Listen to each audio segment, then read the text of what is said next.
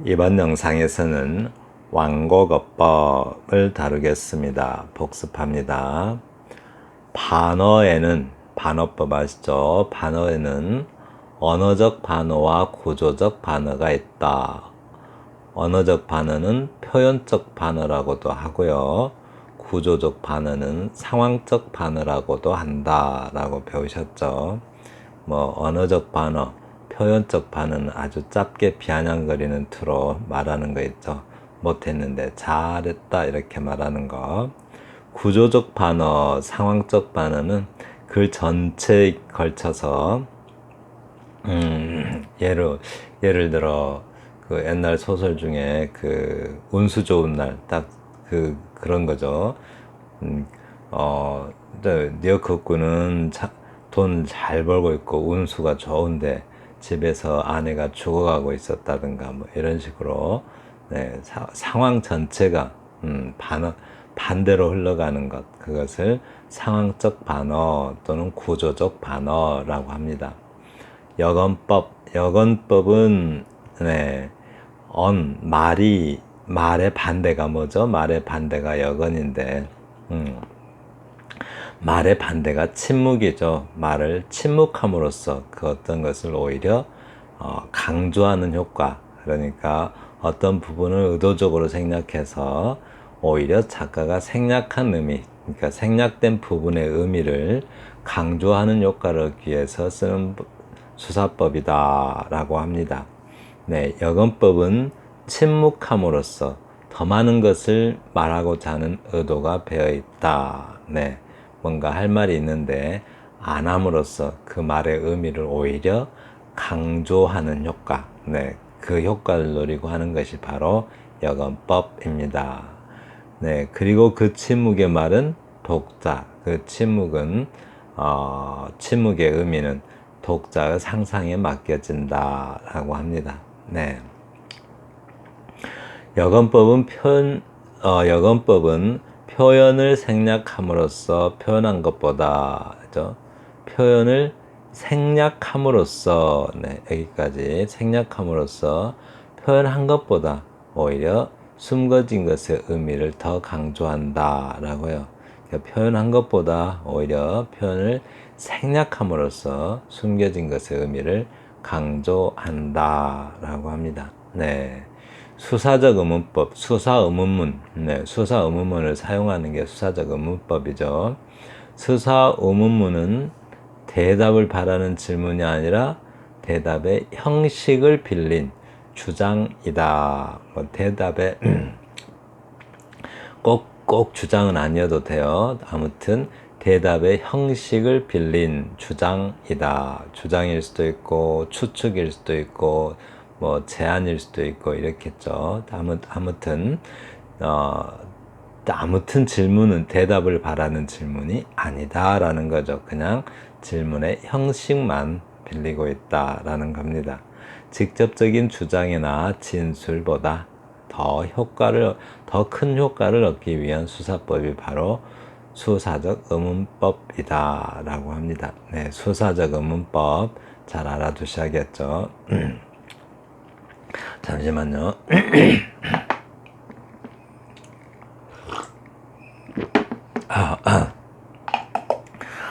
그리고 완곡어법, 이번 영상에서 다룰 내용입니다. 완곡어법을 쓰면 시가 담담하고 아름다워질 수 있다. 이건 그냥 제가 쓴 말이고요. 완곡어법, 이 완자가 순할 완자, 아름답다, 순하다 이런 뜻이에요. 순하게, 아름답게 애둘러서 말하는 방법을 완곡어법이라고요. 영어에서 이렇게 you가 좋은이라는 뜻입니다. you가 좋은이라는 뜻이고 funny, 원래 funny인데 feminism이라고 하는데 이거 미즘으로 한 거고요. 밑에다 다시 써드릴게요. euphony를 사용하는 행위를 euphemism이라고 하고요. 그다음에 phe 아닌데 ony 아이고 뭐가 잘못됐네요. euphony. 이게 이제 그 완곡적 표현, 네, euphony. 그래서 you가 좋은이라는 뜻이고, funny가 phone 있죠. 전화, 텔레폰 할 때 phone, 네, 소리라는 뜻입니다. phone, 이렇게. 근데 이것의 반대말은 뭐 불협화음이겠죠. cacophony라고 그래요. cacophony. 네. 이거를 이제 캐카가 나쁜 이런 뜻이에요. 이렇게 캐코라고 그러죠. 나쁜. phony가 소리라는 뜻이고, 이것을 사용하는 행위가 euphemism이라고 합니다. 네, euphemism. 이것을 사용하는 행위. 이 euphony를 사용하는 방법을, 행위를 euphemism이라고 해요. 네, 그래서 좋은 소리로. 그러니까 불쾌하거나 무섭거나, 이 부분 잘 알아둬야겠죠. 완곡어법 안 됐어요. 불쾌하거나 무섭거나 비위에 거슬리는 말, 네, 이런 말을 대신에 모호하거나 우회적이거나 덜 일반화된 말을 사용하는 수사법, 그것이 완곡어법이다. 즉 듣는 사람의 감정을 상하지 않도록 하기 위한 수사법이 바로 완곡어법입니다. 완곡어법, 그러니까 아름답게 삥 애둘러서 말하는 방법, 그게 이제 완곡어법이죠. 아무튼 불쾌할 수도 있는 말, 또 무서울 수도 있는 말, 또 비위에 거슬릴 수도 있는 말, 이런 말을 직접적으로 하는 게 아니라 모호하거나 우회적인 또는 덜 일반화된 말을 사용하는 수사법이 바로 완곡어법이다. 특히 이제 죽음에 관해서는 대부분 완곡어법을 많이 쓰죠. 누가 죽었다 이렇게 표현 안 하고 뭐 돌아가셨다, 뭐 세상 떠났다, 뭐 이런 완곡어법을 쓰죠. 네. 그러면 시를 보면서 한번 살펴보겠습니다. 치악산, 장영수, 할아버지, 할머니, 작은 할아버지, 작은 할머니, 내 오촌, 차례로 세상 떠나시고, 오촌 아주머니 집 떠나가고, 오촌 아주머니 집 떠나가고, 그때 산소에 가면 나는 진달래꽃, 첫 죽꽃, 꺾을 생각하면서 그 전에 큰아버지 은행 급사 때 관련 사다 들으니 증조 할아버지 좋아하시더라는 얘기도 들으면서, 그리고 또 무슨 일 있나 봅니다. 네. 자, 이런 거 보면은 여기서도 이제 어떤 죽음을 이렇게 죽음을 직접적으로 죽었다 이렇게 표현 안 하고 뭐 어디를 떠났다, 뭐 세상 떠나시고 이렇게 표현하는 거, 네, 이런 것들을 한마디로 죽음은 공포의 대상이잖아요. 그런 공포의 대상을 조금 순하게 완화해서 표현하는 것을 완곡어법이라고 합니다. 네.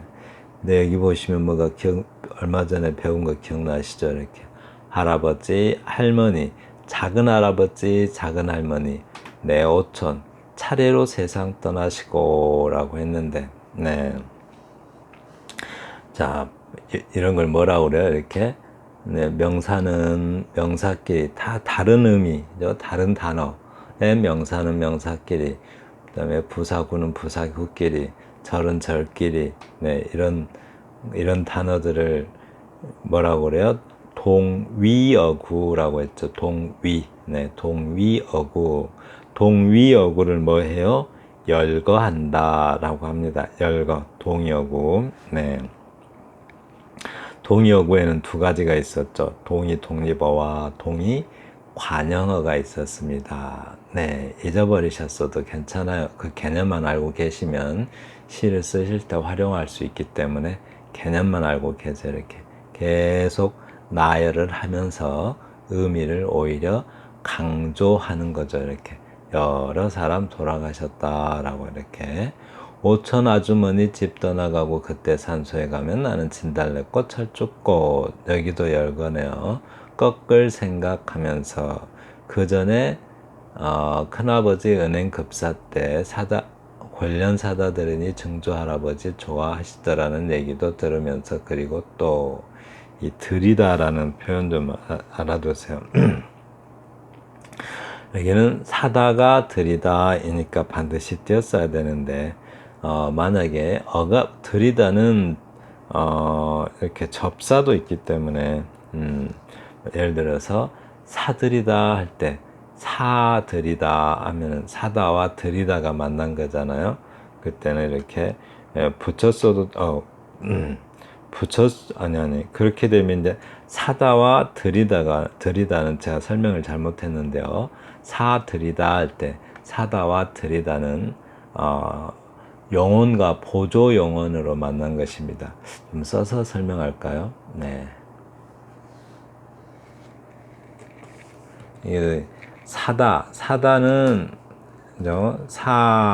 사들이다, 이렇게 들이다, 사들이다 할 때 이렇게는 영언과 보조 영언, 이걸 영언이라고 하고 요거를 보조 영언이라고 하죠. 네. 그런데 이거를 갖다가 이렇게 딱 붙이면은, 영언과 보조 영언은 띄어쓰는 것은 기본이고, 원칙이고, 띄어쓰는 것은 원칙이고, 붙여쓰는 것 또한 허용됩니다. 그래서 둘 다 맞고요. 근데 이제 들이다가 만약에 불공들이다 이렇게 써볼까요? 불공들이다. 불공은 영언이 아니죠. 이렇게 그냥 추상명사예요.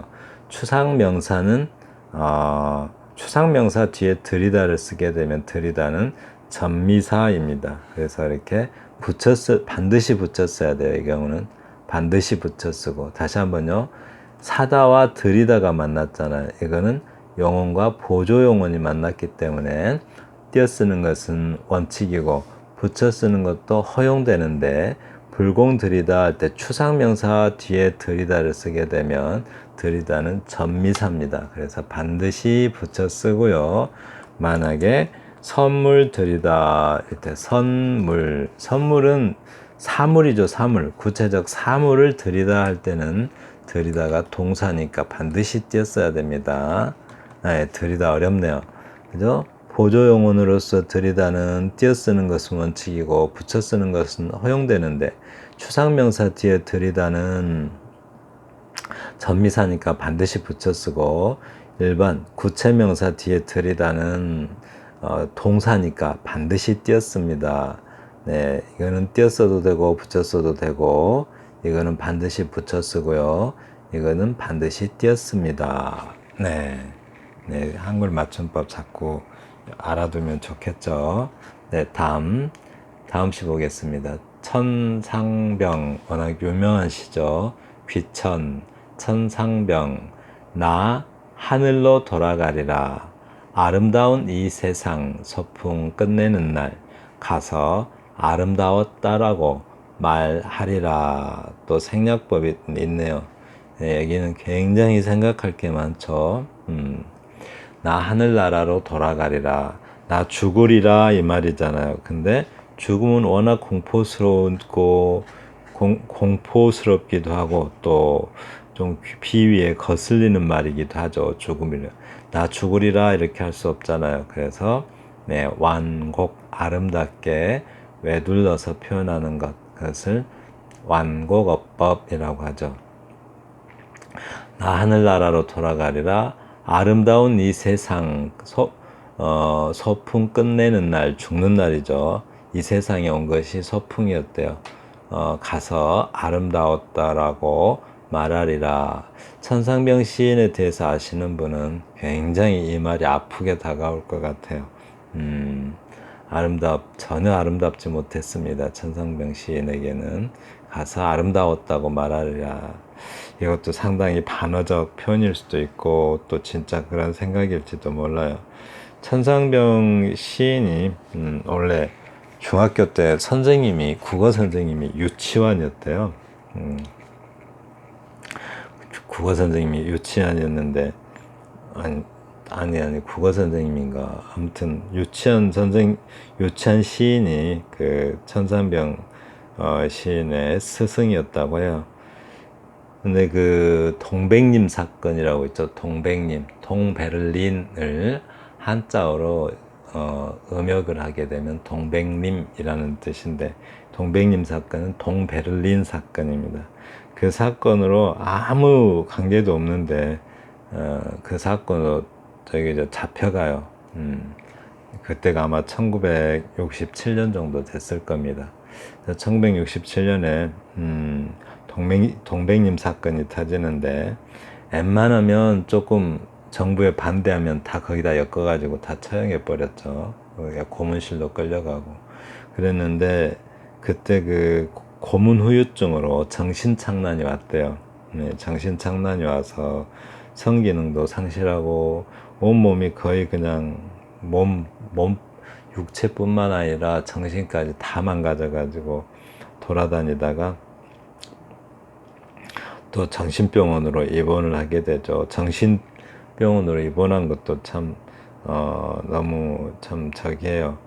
돌아다니다 그러니까 그 행여병자 알죠? 행여병자, 행여불자라고 해서 밖에 떠돌아다니는 약간 쓸모없는 사람을 불자라는 말을 넣어요. 그래서 행여불자라고 해서 이렇게 잡혀갔나 봐요. 그러다가 정신병원에 입원하고 또 나와서 결혼도 하고 살긴 살아요. 근데 완전히 그냥 모든 것이 다 뺏겨 버렸죠. 그때 이후로 천상병 시인은 죽음에 관한 시를 참 많이 썼다고 해요. 그런데 이 시가 가장 유명하죠. 네, 천상병 시인은 제일 유명한 게 그분과 직접 만났던 사람들 이야기를 들으면, 그 당시 한 1,000원 정도를 보면은 1,000원만 이러면서 달라고 한대요. 그래서 1,000원씩 이렇게 받아다가 막걸리 사드시고 그랬다고 합니다. 네. 자, 다음 시 보겠습니다. 성 김수영. 그것 하고 와서 첫 번째로 옆했네와 하던 날은 바로 그 이튿날 밤은, 아니 바로 그 첫날 밤은 반 시간도 넘어 했는데도 옆했네가 만족하지 않았다라고 하는데, 네, 이런 거도 이제 이 부분을 저기 완곡어법이라고 할 수가 있겠죠. 이거 여기 하고는 와로 해석하면 되죠. 그것과 그것과 이렇게, 그것과 하고 와서 이렇게, 네, 무슨 이상한 거 하고 왔나 봐요. 근데 여기서도 이제 그냥 창녀와 하고 와서 이렇게 하지 않고 그것 하고 와서 애매모호한 표현을 써서 완곡어법을 쓰는 거죠. 그러니까 애매모호하게 말하는 거예요. 애매모호하게 우회적으로 이렇게 창녀를 지칭합니다. 네. 또 하고 와서도 마찬가지로 뭘 했다라고 구체적으로 이야기하는 게 아니라 이것도 모호한 표현을 써서 우회적으로 지칭하는 것, 그런 것을 완곡어법이라고 합니다. 이런 경우는 이제 구체적으로 대상을 지칭하고 싶지 않을 때 완곡어법 많이 쓰죠. 그리고 그 이튿날 이 부분 봐요. 첫날 밤 할 때 이렇게 띄었으면 진짜 어떤 첫날의 밤 이런 뜻이 되는데, 만약 붙였으면은 남녀가 만나서 첫 번째 밤을 보내던 그 밤을 첫날 밤이라는 뜻이고요. 이렇게 써버리면 첫 번째 날의 밤 이런 뜻이 됩니다. 그래서 여기서는 이렇게 붙여 쓰는 것이 맞습니다. 네. 그래도 아무튼 대단해요. 그죠? 이렇게. 예. 자, 완곡어법의 활용 보겠습니다. 완곡어법. 자, 활용은 어디가 잘못되고 어떤 것이 잘 되고 이런 걸 평가하면서 보는 거예요. 네. 이태원에서 나는 온몸에 그 검은 색칠을 한 외국 병사의 어깨 너머로 이태원이 자주 곁눈질 하는 것을 보았다. 무슨 신호를 보내고 싶은 것일까? 휘황하고 찬란한 네온사인 밑으로 거리가 칙칙한 어둠을 몸에 걸칠 때 나는 온몸에 그 검은 색칠을 한 외국 병사의 검은 눈이 고양이처럼 간판 밑으로 기어다니는 것을 보았다. 무엇을 보았는지 붉은 혓바닥을 날름거리는 검은 고양이. 네, 이것은 조금 표현이 희화화라고 할까요? 좀 약간 희화화했죠. 약간 우스꽝스럽게 묘사를 했어요. 네. 보시면 나는 온몸에 검은 색칠을 한 외국 병사의 어깨 너머로 여기까지 있는 그대로 사실적으로 썼죠. 이태원이 자주 겼는지라는 것을 봤다. 무슨 신호를 보내고 있는 것일까? 휘황하고 찬란한, 이걸 갖다 휘황찬란한 이렇게 하죠. 휘황하고 찬란한 네온사인 밑으로 거리가 칙칙한 어둠을 몸에 걸칠 때, 어둠을 몸에 걸친대요. 원래 이게 그죠? 그럼 이제 안 보이겠죠. 나는 온몸에 그 검은 색칠을 한 외국 병사의 검은 눈이 고양이처럼 간판 밑으로 기어다니는 것을 봤다. 고양이로 이렇게 표현하고 있어요. 그리고 무엇을 보았는지 붉은 혓바닥을 날름거리는 검은 고양이. 이 내용은 그다지 뭐 어렵거나 그러진 않죠. 있는 그대로 써놨기 때문에. 한마디로 이태원 밤거리를 이렇게 흑인이 어슬렁거리고 있는데 그 흑인 병사를 이렇게 표현하고 있어요. 이렇게 뭐 깜둥이, 흑인 뭐 이렇게 직접적으로 표현하기보다는 검은 고양이에 빗대가지고 한마디로 밤중에 이렇게 헤어날름, 그러니까 흑인을 그죠. 제가 그냥 런던이나 이런 데 가시면, 미국도 그 플로리다나 이런 데 가시면은 거의 흑인이 인구의 거의 반 넘은 것처럼 느껴져요. 그렇지 않다고는 하는데, 런던 같은 데도 흑인이 굉장히 많습니다. 근데 술집에 이렇게 들어가서 보면, 눈하고 입만 좀 보이는 때가 많아요. 그러니까 얼굴이 안 보이니까. 그래서 그런 경우가 있는데, 그 경우처럼 검은 고양이가 저 밤중에 어둠 속에 있으면 안 보이고 눈하고 혀만 보이죠. 네. 근데 이제 대부분 흑인의 경우 술집 같은 데서 보면은 눈하고 이빨만 보여요. 이만 보이기 때문에 하얀 이만 보이죠. 네. 그래서 이제 그런 모습을 이렇게 약간 희화화해서 표현하고 있어요. 네. 근데 이제 그러니까 혓바닥을 그러니까 흑인이 말할 때,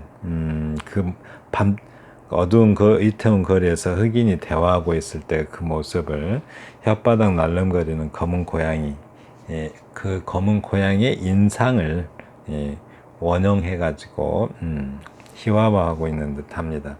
네. 이렇게 하는 방법도 있습니다.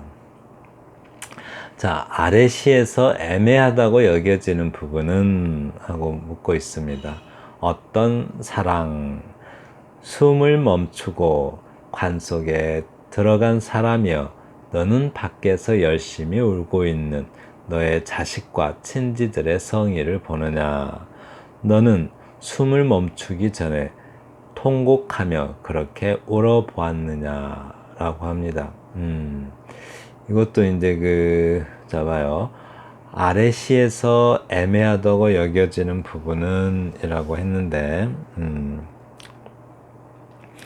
이제 여기도 보면은 숨을 멈추고 관 속에 들어간 사람이여 라고 했죠. 이렇게. 시체나 사체를 이렇게 표현했어요. 만약에 시체여, 사체여 이러면 너무 직접적이고 좀 공포스러운 언어죠. 그래서 이렇게 이건 좀 풀어서 말하는 듯한, 숨을 멈추고 관 속에 들어간 사람이여. 여기까지 참 괜찮죠. 근데 너는 밖에서 열심히 울고 있는 너의 자식과 친지들의 성의를 보느냐. 이렇게 표현하면 열심히가 들어가서, 그죠? 열심히 울고 있대요. 그러니까 약간 풍자하고 있는 느낌이죠. 열심히 울고 있는, 그러니까 진정성 없이, 어떤 사랑도 진정성도 없이 슬픔도 없이 그냥 우는 척하는 그런 위선을 풍자하는 것처럼 보여요. 그런데 여기서를 또 보면 너는 숨을 멈추기 전에 통곡하며 그렇게 울어보았느냐. 이건 또 진정성 있는 표현이죠. 이렇게 뭐 열심히라는 말 한마디가 들어감으로 인해서 이런 것들을 이렇게 성이 이렇게 관념어가 들어가 있죠. 이렇게 관념어가 들어가면 이 표현 전체를 이렇게 관념적으로 만들어 버립니다. 그리고 이 앞뒤가 안 맞아요. 이렇게. 그래서 이 두 가지 관념어를 쓴 것이 상당히 치명적이었던 것 같아요. 그리고 또 이렇게 이렇게 이쪽 표현하고 이 표현이 만난 것은 상당히 자기적인 느낌을 들죠. 둘이 안 맞아요. 이렇게 하나는 진짜 어떤 통곡, 슬퍼하는 모습이고 또 하나는 조롱한, 좀 풍자하는 모습이죠. 그래서 풍자를 하고자 했는지 아니면 어떤 슬픔의 모습을 진짜 슬픔, 그것을 표현하고자 했는지 조금 애매하다라고 할 수가 있습니다. 네. 정리합니다. 아래 시에서 애매하다고 여겨지는 부분은 사랑의 정서를 표현하고자 한 것인지 거짓 사랑에 대한 풍자를 하고자 한 것인지 하고자 한 의도인지 모호하다. 의도가 모호하면 시가 산만해진다 라는 거고요. 관념어, 열심히, 성의 이런 관념어를 쓰게 되면 구체적 국면의 사실적 묘사를 구체적 국면의 사실적 묘사라 하더라도 관념어가 들어가면 추상화하는 경향이 있다고요. 잘 써놓고 그 표현을 망치게 되는 거죠. 네. 그러니까 이것을 만약 풍자시를 쓰고자 하는 의도라면 이렇게 써야 된다는 겁니다. 자, 봐요. 어떤 사랑, 풍자적 개작, 이건 제가 붙인 거고요. 풍자적 개작을 하면 이렇게 써야 된대요. 숨을 멈추고 관 속에 들어간 사람이여, 너는 밖에서 열심히 울고 있는 너의 자식들과 친지들의 저 성의를 보느냐. 풍자적이라면 이게 괜찮다는 겁니다.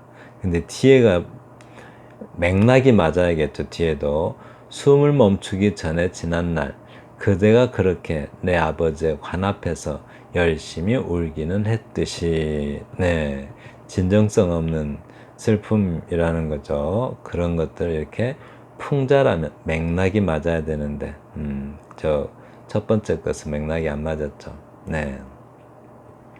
자, 이번에는 똑같은 건데 사랑의 정서를 표현하고자 한 개작이라면 이렇게 써야 되는데요. 어떤 사랑, 숨을 멈추고 관 속에 들어간 사람이여, 너는 밖에서 울고 있는 너의 자식들과 친지들의 슬픔을 보았느냐. 열심이니 성이니 그런 말 들어가면 안 된다는 거죠.